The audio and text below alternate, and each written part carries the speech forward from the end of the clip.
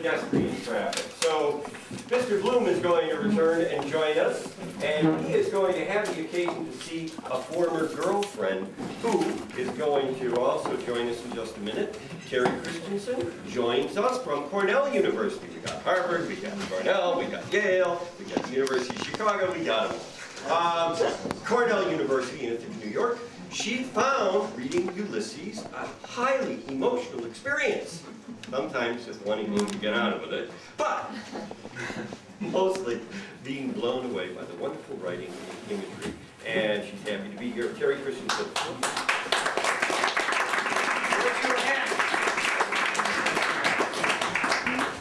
You need the glasses? Oh, I need the glasses. All right. This is a high-class production. Go. Oh, Mr. Bloom. Oh, how do you do? How do you do, Mrs. Breen? No use complaining. How is Molly those days? Haven't seen her for ages. In the pink? Bloom said gaily. Millie has a position down in Mullingar, you know. Go away. Isn't that grand for her? Yes, and the photographer's there. Getting on like a house on fire. You're in black, I see. You have no... No, Mr. Bloom said. I just come from a funeral. Going to crop up all day, I foresee. Who's dead, what, and when, and what did he die of? Turn up like a bad penny. Oh, dear me. Mrs. Breen said. I hope it wasn't any near relation. Dig them. Mr. Bloom said. An old friend of mine. He died quite suddenly, poor fellow. Heart trouble, I believe. Funeral was this morning. Sad to lose the old friend. Mrs. Breen's woman eye said melancholily. Now, that's quite enough of that. Change the subject. And your lord and master. Mrs. Breen turned up her two large eyes. Oh, don't be talking. She said. He's a caution to rattlesnakes. There must be a new moon out. He's always bad then. Do you know what he did last night? What? Mr. Bloom asked. He woke me up in the night, dream he had, a nightmare, said the ace of spades was walking up the stairs. The ace of spades. Did you ever see anything of Mrs. Beaufoy? Mr. Bloom asked once more, changing the subject. Mina Purefoy? Philip Beaufoy, I was thinking. Playgoers Club.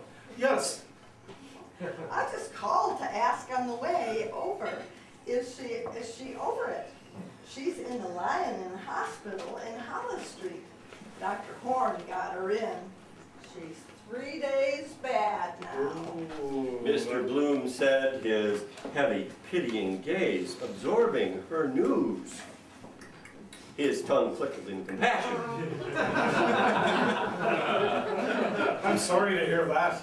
Poor thing, 3 days.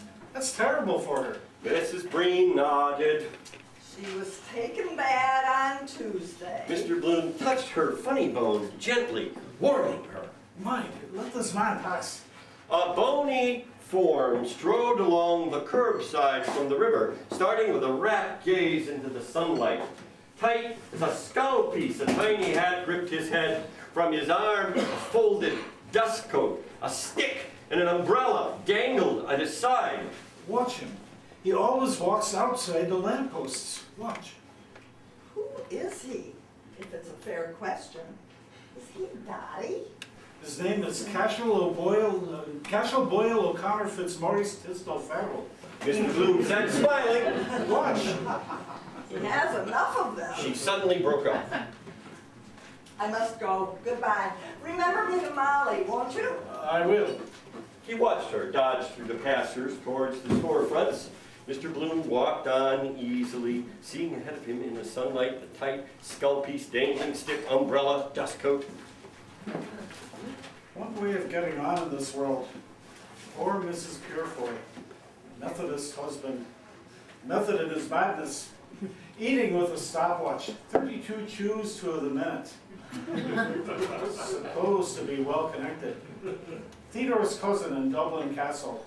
One Tony relative in every family. Party annuals he presents her with. The squalors, poor thing. Then having to give the breast year after year at all hours of the night. Selfish. 3 days, imagine groaning over a bed with a vinegared handkerchief round her forehead, her belly swollen up. Dreadful, simply. Child's head too big, forceps. Doubled up inside her, trying to butt its way out blindly, groping for the way out. Killed me, that would. Lucky Molly got hers slightly. We ought to invent something to stop that. Life with hard labor. Twilight sleep idea. Queen Victoria was given that. 9 she had. A good layer. One woman lived in a shoe. She had so many children. Don't go away, just sit in that chair right there. While directing. Have a seat. Okay, now we are going to bring to the stage to continue our Clashing Rocks narrative.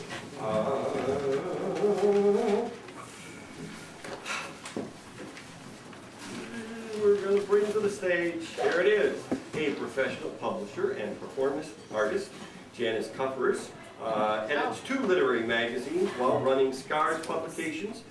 She hosts a bi-weekly Chicago poetry reading at the Gallery Cafe with a weekly podcast, and she has more than 90 published poems and more than 40 CDs at iTunes and other online vendors. Please welcome Janet.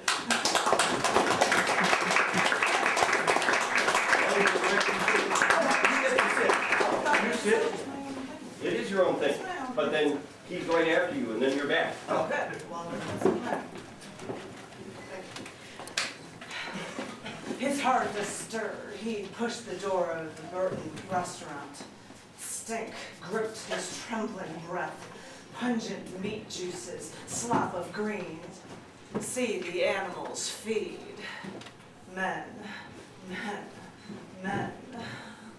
Perched on high stools by the bar, hats shoved back at the tables, calling for more bread, no charge, swilling, wolfing godfuls of sloppy food, their eyes bulging, wiping wetted mustaches. A pallid, stew-faced young lad polished his tumbler, knife, fork, and spoon with his napkin. New set of microbes. A man with an infant sauce-stained napkin tucked around him shoveled gurgling soup down his gullet. A man spitting back onto his plate, half-masticated gristle, no teeth to chew, chew, chew it. Chomp, chop, chop from the grill, bolting to get it over. Sad boozer's eyes. Sorry, biting off more than he could chew. Hungry man is an angry man, working tooth and jaw. The last pagan king of Ireland, Cormac, in the school poem, choked himself at a slutty southward of the Boyne. Wondered what he was eating. Something galoptious. St. Patrick converted him to Christianity. Couldn't swallow it all, however. Smells of men. Couldn't eat a morsel pure. Fellow sharpening knife and fork to eat all before him. Old chap chewing the cud before and after. Grace after meals. Get out of here. That fellow ramming a knifeful of cabbage down as if his life depended on it. Other chap telling him something with his mouth full. Sympathetic listener. Small talk. He backed toward the door. Get a light snack at Davy Burns. Stopgap. Keep me going. I had a good breakfast. Roast and mashed here. Pint of stout. Every fellow for his own, tooth and nail. He came out in the clearer air and turned back toward Grafton Street.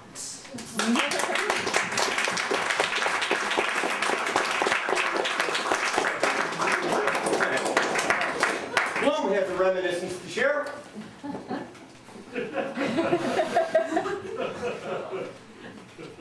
Stuck on the pane, 2 flies buzzed.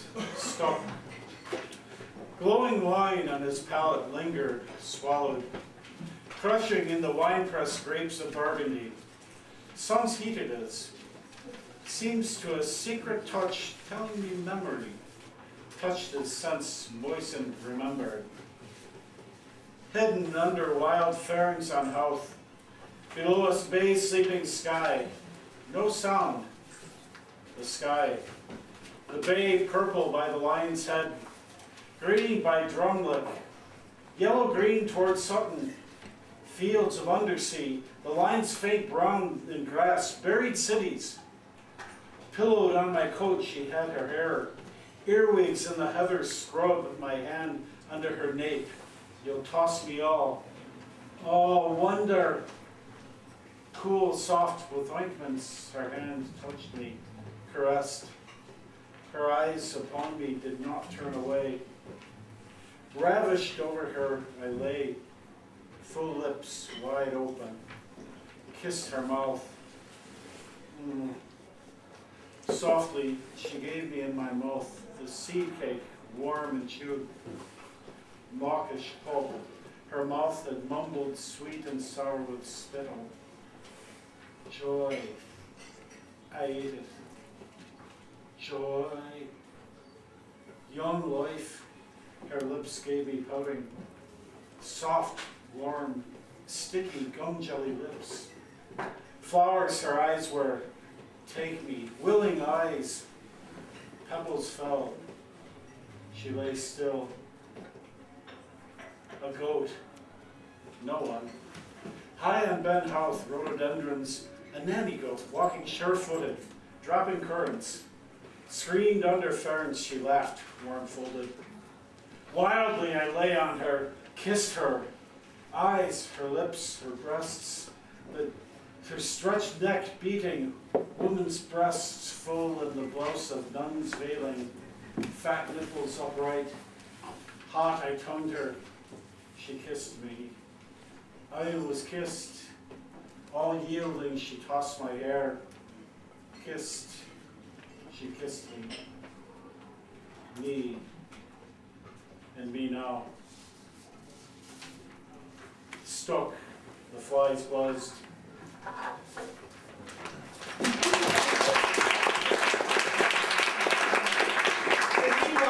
In another part of Dublin,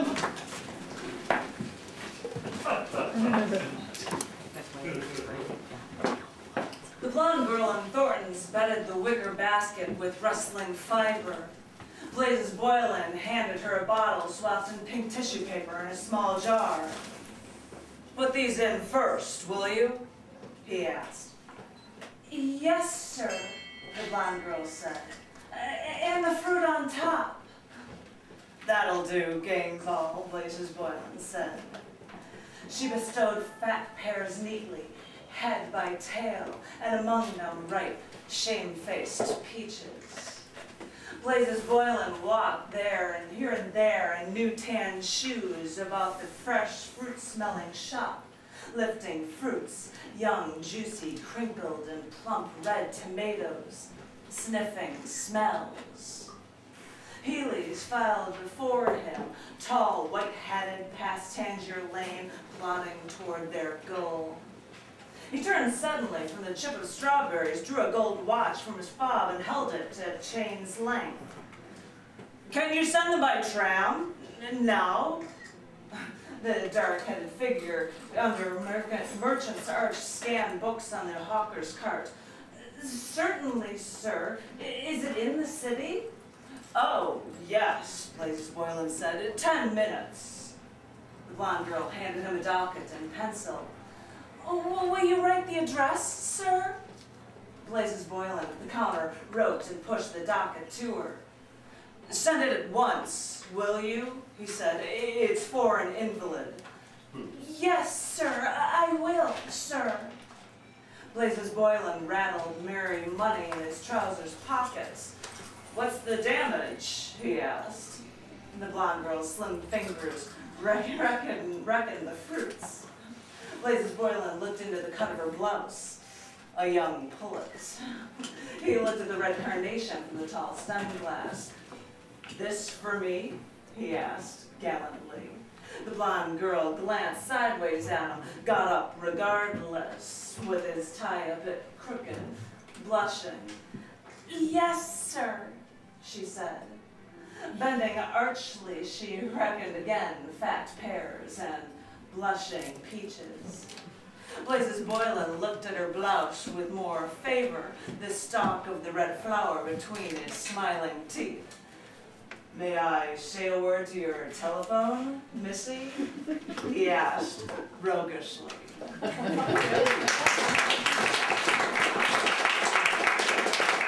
We're continuing through the afternoon, and now we find ourselves in another part of Dublin. And here, Stephen has made his way to the National Library, and Bloom has done the same. Stephen has been asked about his theory of Shakespeare. Remember, beginning in a tower, like Shakespeare's hand, beginning in a tower, son in search of a father, father in search of a son. Don't get that picture. And we're going to welcome Robert Tobin, who's the artistic director of the Aston Rep Theater Company. And with Aston Rep, Robert has worked on all the company's productions in one capacity or another, creating and developed the annual Writers Series. His background includes several years as a producer, actor, writer, and director. As an actor, he has worked with several companies in Chicago, including Red Twist, the Oak Park Theater Festival, Steppenwolf, Chicago Shakespeare, and others, and in Los Angeles with companies such as MET Theater, Sacred Fools, and the Geffen Playhouse. Regionally, worked with the Utah Shakespearean Festival, the Colorado Shakespeare Festival. As a writer, he has had a number of plays produced across the country, and is currently being seen in Aston Rep's Dangerous Liaison as a charming character, Belmont. Please welcome Robert. Get up here.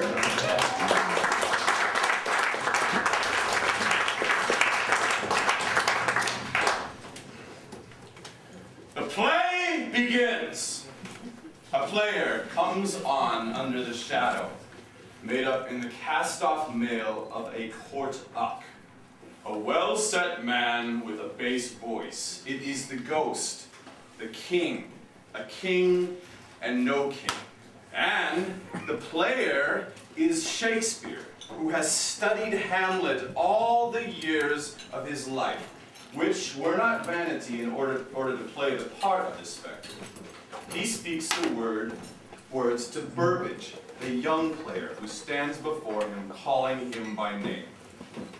Hamlet, I am thy father's spirit, bidding him. List. Now to his son he speaks, the son of his body, Hamnet Shakespeare, who has died in Stratford, that his namesake may live forever. Is it possible that the player Shakespeare, a ghost by absence, and in the vesture of buried Denmark, a ghost by death, speaking his own words to his own son's name, had Hamnet Shakespeare lived, he would have been Prince Hamlet's twin? Is it possible? I want to know, or probable, that he did not draw or foresee the logical conclusion of these premises. You are the dispossessed son, I am the murdered father. Your mother is the guilty queen, Anne Shakespeare, born Hathaway. He wrote the play in the months that followed his father's death. If you hold that he, a graying man with 2 marriageable daughters, is the beardless undergraduate from Wittenberg, then you must hold that his 70-year-old mother is the lustful queen. No, the corpse of John Shakespeare does not walk the night. From hour to hour it rots. He rests, disarmed of fatherhood, having devised that mystical estate upon his son. Fatherhood, in the sense of consciousness begetting, is unknown to man. It is a mystical estate, an apostolic succession from only begetter to only begotten. His growth is his father's decline, his youth, his father's envy, his friend, his father's enemy.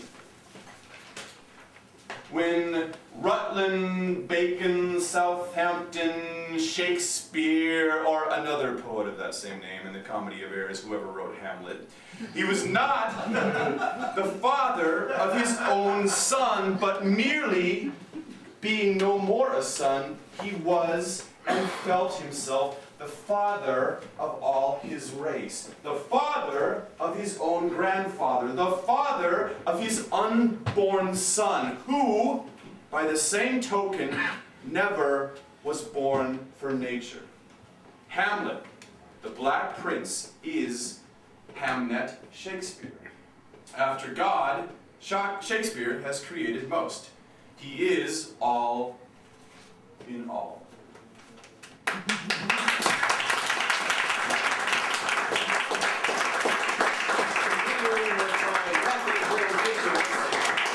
Meanwhile, elsewhere in Dublin, we are going to find that Bloom has stopped to have lunch finally, after having given up on the other restaurant where men sit on high stools and massacre onto their plates.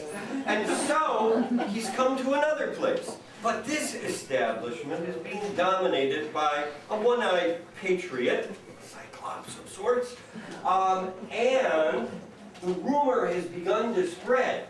That tip that he gave to Bantam Lions about the horse race, Throwaway has won 20-1, and nobody in Dublin has placed a bet on it except it is rumored Mr. Leopold Bloom.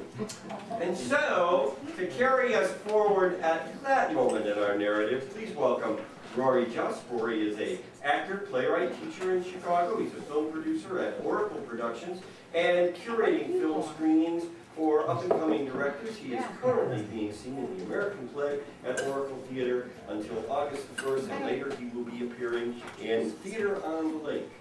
Rory.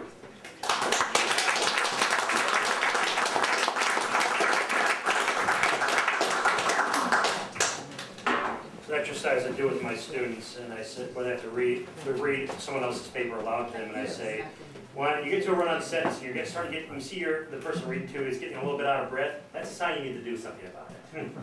And I said I should give them this actually. It's another example of that. But begob, I was just lowering the heel of the point when I saw the citizen getting up to waddle to the door, puffing and blowing with the dropsy, and he cursing the curse of Cromwell on him, bell, book, and candle in Irish, spitting and spatting out of him, and Joe and little Alf round him like a leprechaun trying to pacify him. Let him alone, says he. And begob, he got as far as the door, and they holding him, and he bawls out of them, 3 cheers for Israel!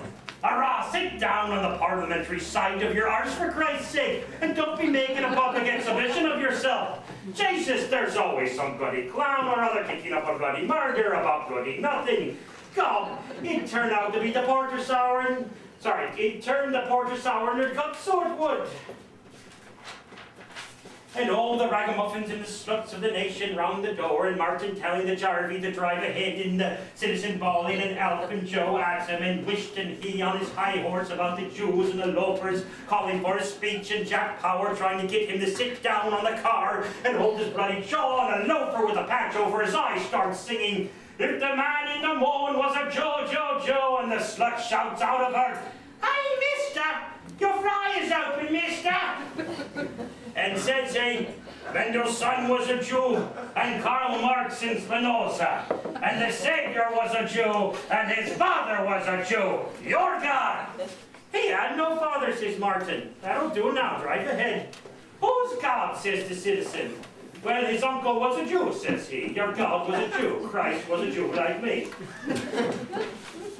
God, the citizen made a plunge back into the shop. By Jesus, says he, I'll bring that bloody Jewman for using the holy name. By Jesus, I'll crucify him, so I will. Give us that biscuit box here. Stop, stop, stop, says Joe. By God, the devil wouldn't stop him till he got hold of the bloody tin anyhow, and out with him and the little Alf hanging onto his elbow, and he shouting like a stuck pig, as good as any bloody play in the Queen's Royal Theatre.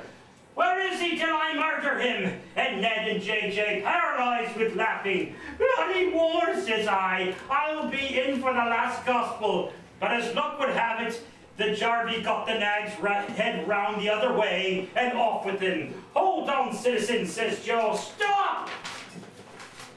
Begob, he drew his hand and made a swipe and let fly. Mercy of God, the sun was in his eyes, or he'd have left him for dead. Gob, he near sent into the county law. Rory, let fly. Let fly. There you go.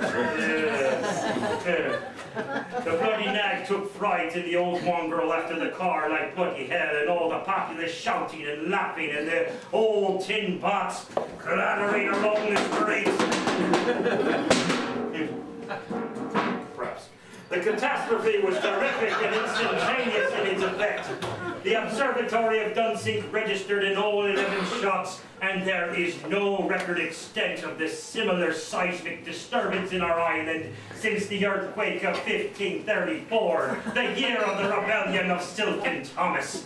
You never saw the like of it in all your born puff.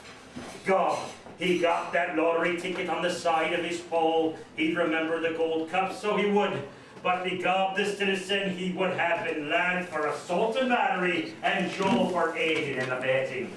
The Jarvey saved his life by furious driving, as for sure as God made Moses.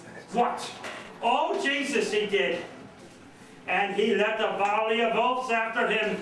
Did I kill him, says he, or what? And he shouting to the bloody dog, after him, Gary, after him, boy. And the last we saw was the bloody car rounding the corner and the old sheep's face on its gesticulating, and the bloody mongrel after it with his lugs back, for all he was bloody well worth to tear him limb from limb. 100 to 5. Jesus, he took the value of it out of him, I promise you. When lo, there came about them all a great brightness, and they beheld the chariot wherein he stood ascend to heaven, and they beheld him in the chariot, clothed upon it in the glory of brightness, having raiment as of the sun, fair as the moon, and terrible that for all they durst not look upon him.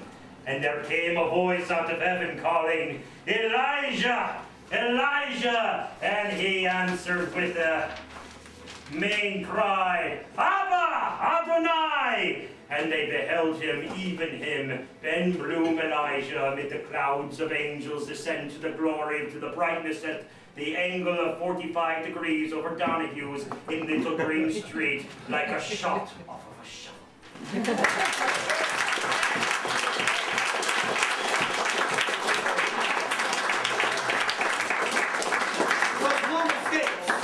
And he makes his way to Sandy Mount Strand, where now we'll find him again in the passage that the New York Society for the Suppression of Vice described as obscene, lewd, lascivious, filthy, indecent, and disgusting. So with that introduction, Rory Martin will be presenting this passage. Rory studied in this literature, as did I, at Montana State University, and he is a preeminent Joyce scholar within his household, and very likely on his entire block. He writes and produces Born Glory, a dark and often scatological sketch comedy podcast, infrequently released on some Thursdays. You can find it on SoundCloud or Twitter at bornrory.com. Rory Martin. Thank you.